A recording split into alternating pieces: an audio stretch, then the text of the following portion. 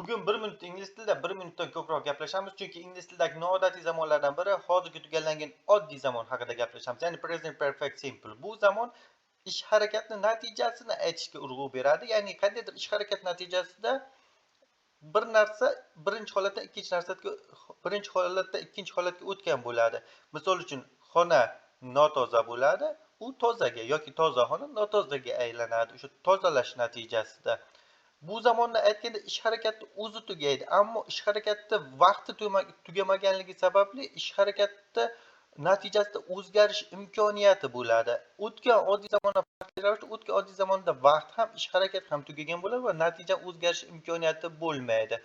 Yasalishi ega I, you ko'plikka, have birlikka has bo'ladi.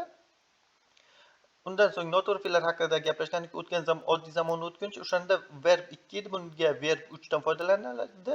To'g'ri fe'llarga ed qo'shiladi. Inkor shaklini yasash uchun have hasdan keyin not, so'roq shaklini yasash uchun have has va egani o'rni almashadi. E'tibor bering. I have read 2 books today. Men bugun 2 ta kitob o'qidim. Mening natijam 2 ta kitob o'qiganim va uni men bugun bajardim. Hali bugun tugamagan. Bugun 3-kitobni ham o'qishim mumkin. Bugun o'tmish emas, o'shaning uchun o'tgan zamonda gapirmaymiz. Lekin ish harakati tugatib bo'ldim, ya'ni 2 ta kitob o'qib bo'ldim. I read 2 books yesterday. Men kecha 2 ta kitob o'qigandim. Bu o'tgan oddiy zamonda bo'ladi, chunki kecha o'tmish hamda kechangi natijada 2 ta kitob o'qish natijamni o'zgartira olmayman. Bu zamon hozirgi tugallangan oddiy zamon quyidagi signal so'zlar, ya'ni vaqt so'zlar bilan ishlatiladi.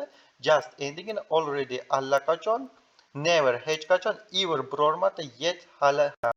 Ever so'roq gaplarda ishlatilsa, yet faqatgina inkor va so'roq gaplarda ishlatiladi.